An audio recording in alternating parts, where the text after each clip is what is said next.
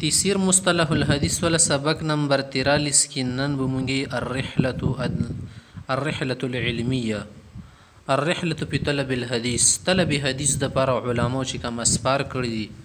کم رحلی کړی دي رخت سفر کم کړی بند کړی ځان د پر مغه متعلق خبرې دي وایي چې لقد اتنا سلفنا الصالح بالحديث عناية ليس لها نظير زمونږ مخکینی علما او متقدمین سلف حضرات چې هغه د حدیث ته کومه توجه ورکړی و او کوم د دی ول خیال او عنایت ستلیو کوم پام فکر یې پکړیو لیس لها نظیر په دنیا کې دغه مثل نشي ملویدلی وصرف في جمعه وضبطه من الاهتمام والجهد والوقت ما لا يكاد يصدقه العقل هغه چې د دې په جمع کولو کې محفوظولو کې کوم اهتمام کړو کوم کوششونه کړی دي کم وختونه په خرج کړی دي خلکا هغه عقل تصدیق نه کوي زمونږه عقل وی شری د شیطان مشکل ده کدو کړي خو نه اختیار سره کړي زمونږه عقل کنه منی ځان ته خبره ده په حدیثو د پاره هغه چې کومي قربانیان یې کړی دي زنونه په خور کړی دي ملونه په شکړی تبا کړی دي ناغه نظیر به تاسو ته ملاو نشي چې دوم د دین د پر څوک بل شي قرباني ورکړي فبعد ان يجمع احدهم الحديث من شيوخ بلده کله پاغو کې یو کس یو طالب حدیث یو استاد مبارک چې کله حدیث په خپل کلی کې راجمع کړل د شيوخ اساتذهونه به علم حاصل کو يرحل الى بلاد واقطار اخرى قريبه او بعيده به د حدیث د شوق د وجنه نور لری زینو د ورپسې تللو نګدی او کلری و دې ته به نه قتل چې د غرمه دی او کسړ دی دا به نه قتل چې جیب کې پیسې شته او کني شدي ته به نه قتل چې څوک می پتی کیږي او کنه پتی کیږي سب کیږي او کنه کیږي بس دا بل چې حسبنا الله ونعم الوکیل پروردگار مشتا مختبی شو روان شو لیاخذ الحديث من شيوخ تلك البلاد نه دا اغه اله کول چې کوم اساتذه وا علما او شيوخ کرام هغه به حدیث رخصتل فيتجشم مشاق السفر د سفر ول ټول مشقتونه به ترجمه شول په ويتحمل شذف العيش او د ژوند ولا سختیانی به برداشت کول به نفس راضیه په خوشحال زړه سره وقد صنف الخطيب البغدادي رحمه الله كتابا سماه الرحله في طلب الحديث حضرت شیخ خطیب بغدادي صاحب یو کتاب لیکلی دی هغه نامه د الرحله في طلب الحديث طلب حدیث ته پر علماء چې سفر کې کم مشکلات او کم څه تیر کړی دی او څنګه ژوند دي لپاره تیر کړی ټولې په دې کې ذکر کړی دی جمع فيه من اخبار الصحابه والتابعين فمن بعدهم في الرحله في طلب الحديث چې په دې کې د صحابه او تابعین او د علماء علم حدیث د پر چې کوم اسفار کړی دی ذکر کړی دی ما يعجب الانسان لسماعه چې زموږ غونی یو عام کس یاوري نو اریانه پاتې شي ولا فمن حب سماع تلك الاخبار الشائقه کڅو غوړي چې خوندور خبرونه او هغه شیان کیسي اوري فعليه بذلك الكتاب کتاب دي ځان ته پیدا کی فانه منشط لطلاب العلم دا کتاب په طلبای علم کې نشاط او جذبه تزګي پیدا کوي شاهد لهممهم دغه همت تیزوي مقوون لعزائمهم دغه اراده او عزایم مضبوطي چر دې پر هم دا خبر وکمه ته توي چې انواع التصنیف فی الحديث اتم نمبر بحث مون سره داو چې د حدیث متعلق کوم تصنیفات شي دی هغه ول نامې د خیچ کوم نمونه دي دلته کې مصنف شپږ نمونه تخودل د سیډر قسمونه دي سین 37 پرې موږ مختصرا واته قسمه کتابونو نمونه خایو يجب على ما يجد في نفسه المقدره على التصنيف في الحديث هغه څوک چې د حدیث کې د تصنیف کولو قدرت مندي پزړه کې چې زه دا کار کولې شم هغه ته واجب ده وغیر د سنور اي قوم اي يقوم بالتصنيف چې تصنیف وکي ځکه چې په دې سره د حدیثو حفاظت کیږي وذلك لجمع المتفرق لکه متفرقه حدیثونه رجمه کی وتوضيح المشكل یا مشکل حدیثونه وضاحت کی وترتیب غیر المرتب یا مرتب کتاب نه دا په کی ترتیب کی مرتب کی وفهرست غیر المفهرس او کم کتابونو کې لیست نه لیکل شي فهرست دی ولا فهرست تیار کی لیست تیار کی مما يسهل على طلبه الحديث الاستفاده منه بايسر طريق چې په دې سره طلبه حدیث د پاره استفاده کول تنه په اسانه طریقې سره کول شي بیا ښه اسنۍ لار ولا اوروي واقل وقت او وخت پکې بیا کم خرج کیږي. وليحذر من اخراج کتاب قبل تهذیبه او د دین د ځانو ساتي چې کتاب روبسي میدان ته مخکې د تهذیب کولنه اول خم مهذب و مزین کی و تحریره و ضبطه خمزداریول کی زبد کی. وليكن تصنيفه فيما يعم نفع او تصنیف د شی تکول وی چې هغه کې نفع ډیری د شی تصنیف دی وکي وتكسر فائده چې پیدا ډیری. وهذا وقد صنف العلماء الحديث على اشكال متنوعه سره دي نشو علماء نورم ډیر مختلف شکلونو سره کتابونه لیکلي دي. هاذا دا خبره خاصه شي پاسه کنه علما حضرات حدیثونو کتابونه لیکلي مختلف نوعي کې په من اشهر انواع تصنیف الحديث ما يلي دا څو مشهور قسمونه دي. الجوامع جوامع کوم کتابونه تل شي جمع جامع جوامع د جامع جمع د جامع چې تل شي هغه کتاب تل شي چې پاکي اته قسم مزامین مصنف پچولي کې حدیثونه جمع کی هغه ته جامع نه شي. والمستخيشي الجامع كل كتاب يجمع فيه مؤلفه جميع الابواب کتاب جامع هغه تل شي چې پاکي مصنف صاحب ټول ابواب جمع کی لکه من العقائد عقاید ورکی ایمانیات والعبادات عبادات ورکی والمعاملات معاملات ورکی والسير سیر تاریخ وغیرہ جنگی شیان والمناقب مناقب صحابه وغیرہ والرقاق هغه خبر چې زړه نرمي وغیرہ والفتن فتن مطلق اخبار یوم القیامه قیامت او قیامت ته نږدې حالات متعلق مثل الجامع الصحيح للبخاري جامع صحیح بخاری وغیرہ جامع ترمذی وغیرہ. نمبر 2 المسانید مسانید د مسند جمع د شیخ کتاب ته چې پاکي مصنف صاحب د هر صحابي له بلا بلا روایت جمع کی موضوع ته نه ګوري چې کوم موضوع سره د حدیث تړل ده خو دا کې چې کوم صحابین کوم روایت راغلي د پکې ټول را جمع کی هر صحابي له بلا بلا جمع مسند. والمسند كل كتاب د هر کتاب جمع فيه مرويات كل صحابي على هدا هر صحابي ولا پکې روایت بلا بلا جمع کړي من غیر النظر الى الموضوع الذي يتعلق به الحديث يتعلق به الحديث بغیر د دینه چې موضوع ته وګوري چې دا موضوع سره کومي موضوع سره تعلق لري مثل مسند الامام احمد بن حنبل رحمت الله علیه ولا مسند. نمبر 3 السنن سنن د سنت جمع د مراد ندلته کې کتابونه دي چې پکې هغه حدیثونه جمع شوي چې عبادت او غیره شنو سره متعلق خو فقهي ترتیب ورکی فقه په ترتیبونه لکه اول وی ابواب الطهاره ابواب الصلاه ورکی بیا په ابواب الزکات ابواب الصوم ابواب الحج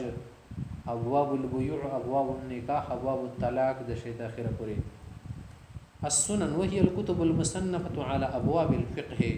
دا کتابونه چې د تصنیف شوی د فقه په ترتیب ابواب باندې لتكون مصدرا للفقهاء في استنباط الاحکام چې علما مجتهدین فقهاء د پر د احکام په استنباط کې شی ماخذ وي. وتختلف عن الجوامع دا د جوامع مختلف دي بانها لا يوجد فيها ما يتعلق بالعقائد والسير والمناقب فدغه کې عقایدی سیری مناقبی احادیث نه شي عقیدی سره سیر سره مناقب سره تعلق ما الى ذلك الناس نور زنه بل هي مقصوره على ابواب الفقه واحاديث الاحكام ودي کې فقهي او احکام احادیث سره کې حکومت سره کوم تعلق ساتي دي باندې منحصر وي مثل سنن ابي داود شریف شو ترمذی شریف شو ابن ماجه وغيرها. نمبر 4 د مسره المعاجم جمع معجم هغه کتاب تل شي باکي مؤلف کم حدیثونه چې جمع کوي د شيوخ د نامو په ترتیب سره جمع کوي لکه یو شیخ ته دی هغه نامې کې 12 سینده شته بشکی حدیثونه دی هغه ولا ذکر کی بیا تی ولا بیا سی ولا بیا با ولا بیا جیم ولا بیا را زاد شته ترتیب سره على ترتيب حروف المعجم غالبا مثل معجم الطبراني لکه دا شول الاوسط معجم الطبراني اوسط معجم صغير معجم كبير وغيره. علل کوم کتابونه درشي او کتابونه درشي چې په دې کې معلول احاديث او علت هم پکې بیان شوی. كتب العلل هي الكتب المشتمله على الاحاديث المعلوله معلل حديثنا ورغي ما بيان عللها علتون واجم خيلي وذلك مثل العلل لابن حاتم لكداش والعلل لدارقطني رحمه الله. بل د مكسر الاجزاء جمع جزء جمع ده والجزء جزء کوم کتاب له شي هغه وړ کتاب او رسالې تل شي چې پاکي د یو روي ول حدیثونه جمع شي یا ایوي موضوع سره تړلي احادیث جمع شي خو په کې استقصا شي چې ټول را جمع کړي وي. والجزء كل كتاب صغير جمع فيه مرويات راو واحد من رواة الحديث.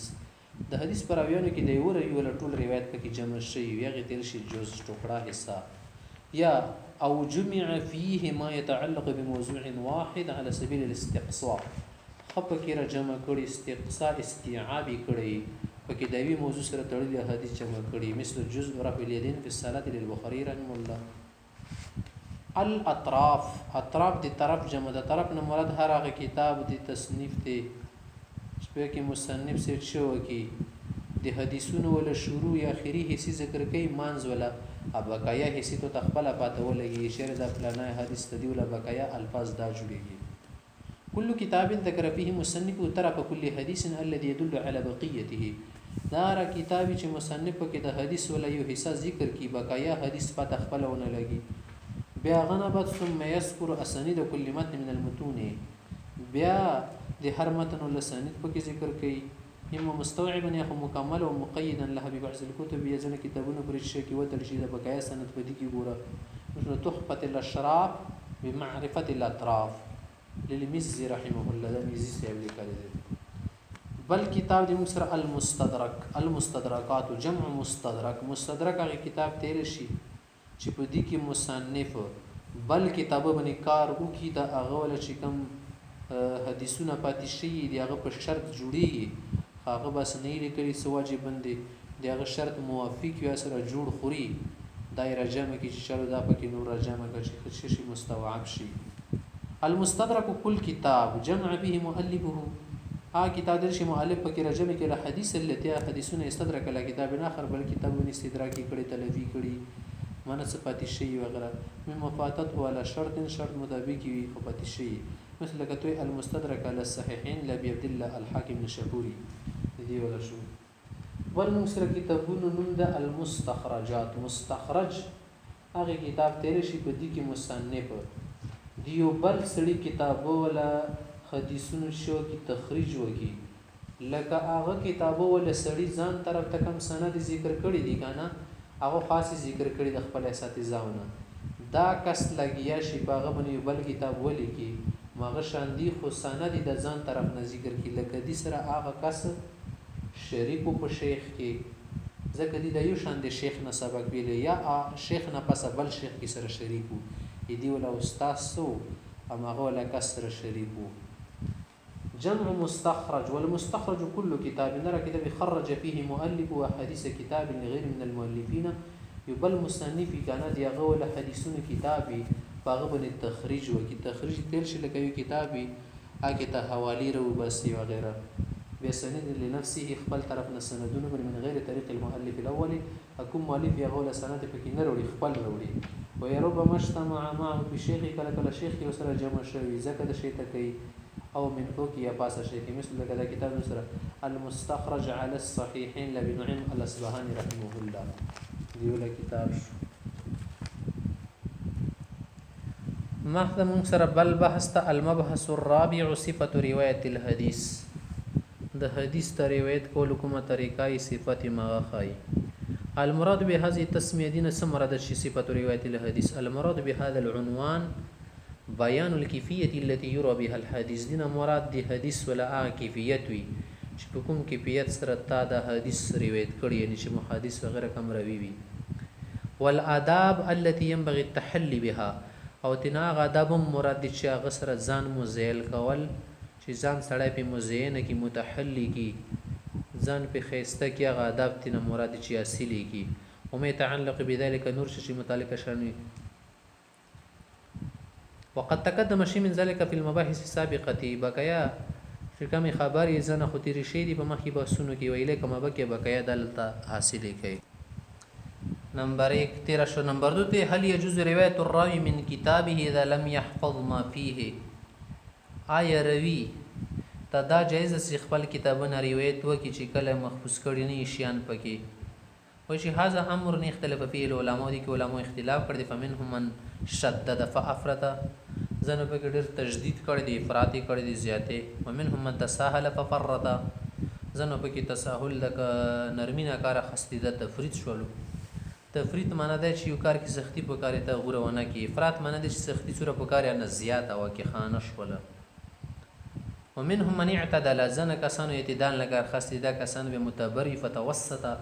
درمیانه لاره اختیار کړی وي. فاما المتشددون فقالوا كم علماء بګي سختی کړي د سوجونه دلایل په وجه غوي چې لا حجه الا فيما رواه الراوي من حفظه،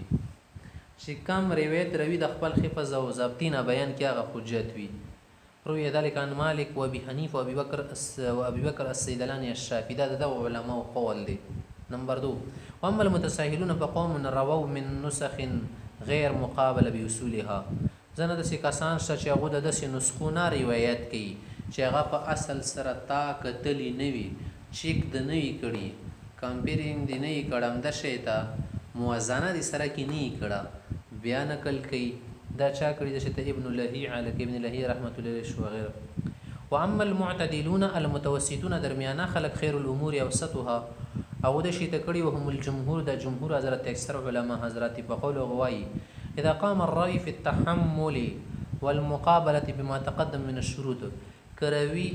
په تحمل حدیث کې حدیث په زده کولېږي، هم د شی ته حدیث په اصل سره مقابله کول یا کتاب په اصل سره میچ کول موازنه کول، کپدی کې دا ما قبل شرایط بنوي لاړوي عملی پی کړوي جازت الروایت من الكتاب، به خو دې کتاب نه روایت کولې شي وین غاب عنه الكتاب، اگر شي کتابونه غیب شي ځکه الغالب على الظن سلامت من التغيير والتبديل، خوشی دا ګمان دي ته ویری چې زما ولا کتاب سالم دي د تغیر او تبدل نشي پکې نه دي شي ګډوډ شي، لا سیما ان کان مما لا يخفى عليه تغيير غالبا، خصوصا دا دسی کسوي چې تغییر دین نه پټيږي، یعنی کڅوک به کې دومره غونې لیکنه سیدسی کې دي تپاته لاګي دسی کسوي او دي ته خو ګماني شریدي کتاب تغیر نه کړي ان شاء الله دسی خبر نه د پیښه شي نه بیا روایت کولای شي. حکم روایت الزوریر الذي لا يحفظ ما سمعه، یو روی وی ورسته نبینا شي سترګي نظیری کم شي، دا هغه روی د پاره څه حکم دی چې هغه کوم شان ریدل یا تبع یاد نه وي. وسم دا خایته اذا استعان الزوریر الذي لا يحفظ ما سمعه، کيو نبینا روی وی هغه مدد واخلي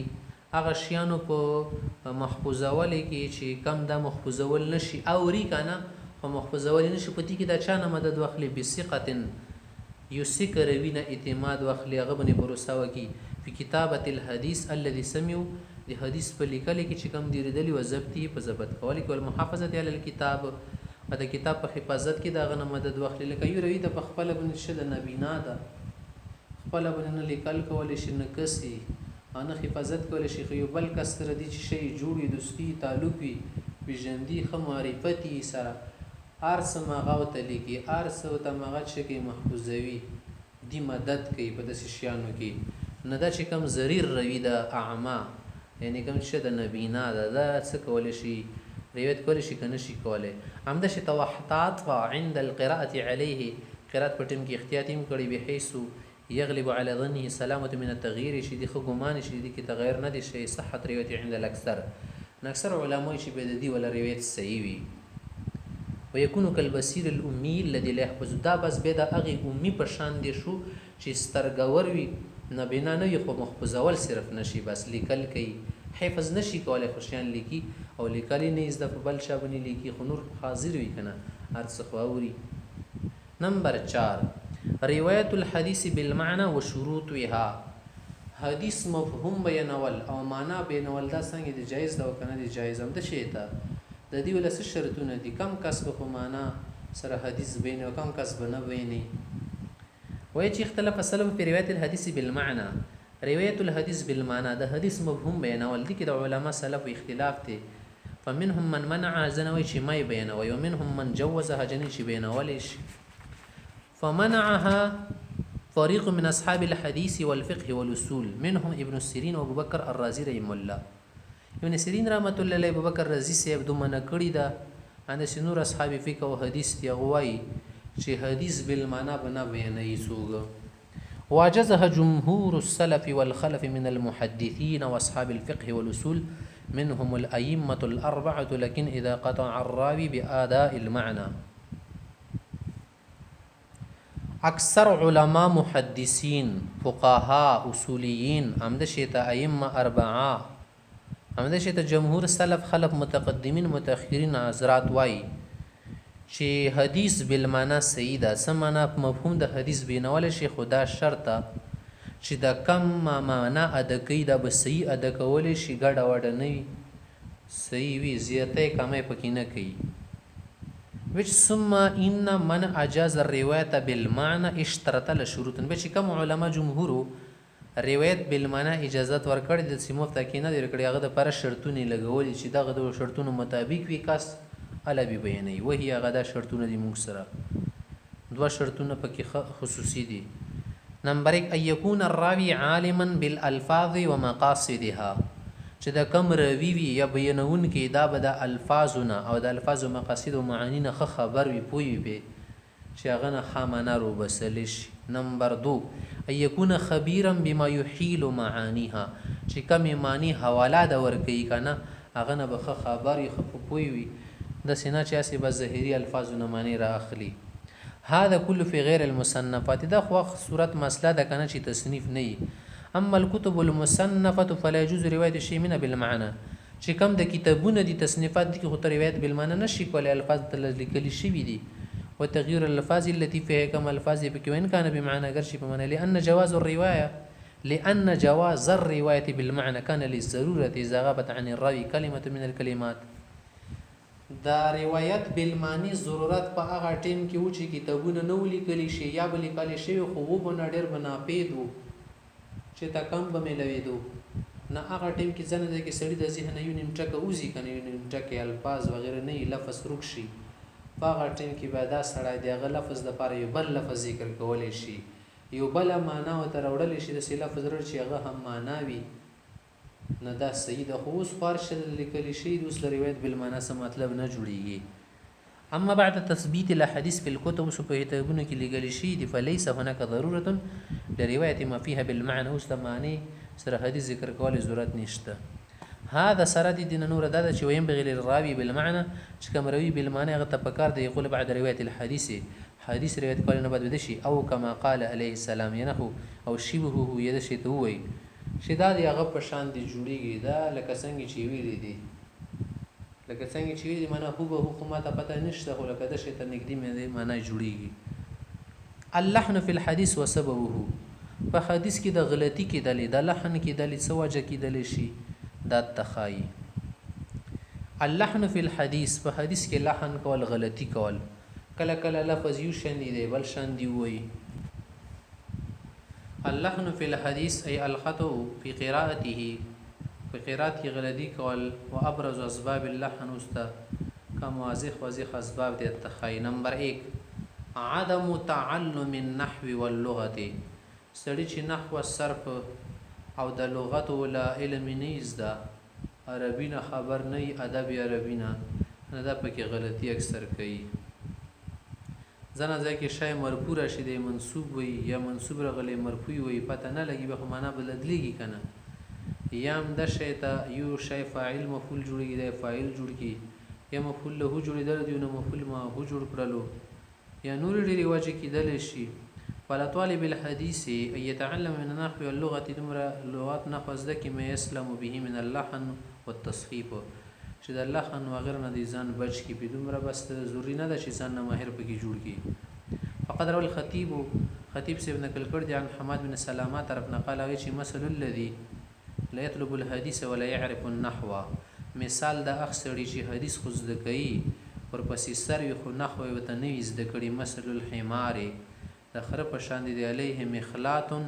چې پاسنه دي پیڅاټه چولي تشلا شعير فيها هیڅ شپکی نه وي